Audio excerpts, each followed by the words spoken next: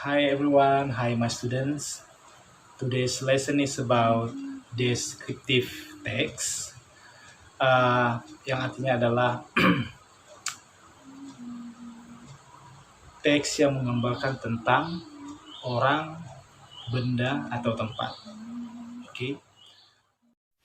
Jadi untuk lebih mudah mengenali, descriptive text itu adalah teks yang bersifat menjelaskan sesuatu, benda, orang, dan tempat. Jadi teks yang dikatakan deskriptif itu adalah teks yang bersifat menjelaskan. Oke. Dan kemudian the purpose of descriptive text, the purpose artinya tujuan dari descriptive text itu adalah to describe, menjelaskan orang, benda, atau tempat. Oke. Dan the generic structure, dia hanya mempunyai dua generic structure. They are identification dan description. Oke, identification dan description. Oke, hanya ada dua.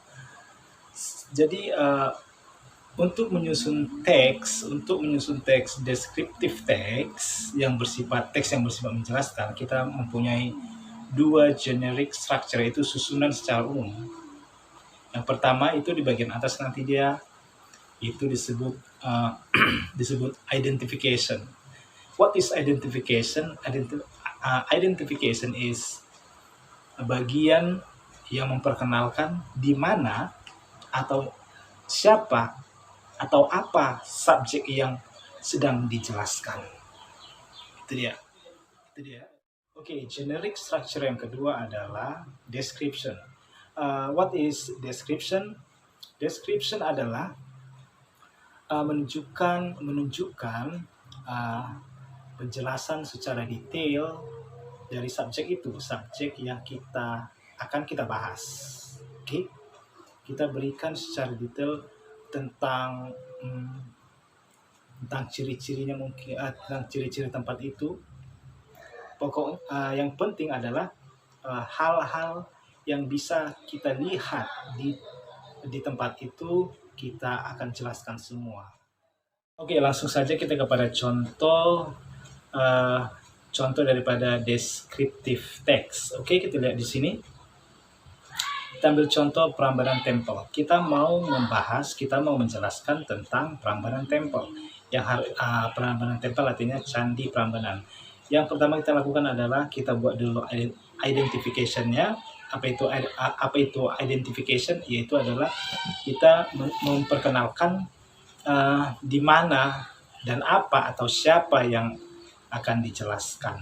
Oke, kita ambil Prambanan Tempel dan bagian pertama ini kita jelaskan dulu di mana letaknya. Oke, di sini sudah ada katanya letaknya di east of Yogyakarta, artinya di timur Yogyakarta. Oke, kita mulai dari atas. Prambanan is the largest Hindu temple compound in Central Java. Artinya Prambanan adalah candi terbesar, ya, candi Hindu terbesar di Indonesia yang berada di Central Java, artinya di pusat Pulau Jawa.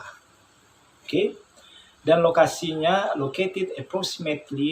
kira-kira 18 km di timur Yogyakarta. Oke, sudah diperkenalkan di sini tempatnya dan siapa, yaitu tempatnya di timur Yogyakarta, dan siapa, yaitu kita menjelaskan Prambanan Tempel. Sekarang kita masuk kepada ciri-cirinya. Kita menjelaskan ciri-ciri dari Prambanan Tempel itu. Apa saja yang bisa kita lihat di situ, apa saja keunikannya, atau pokoknya yang penting adalah segala macam yang bisa kita jelaskan dari Prambanan Tempel itu. Di sini dari it is characterized sampai 1953 ini disebut description, yaitu yang berisi tentang penjelasan atau ciri-ciri dari Prambanan Tempel. Contoh seperti ini.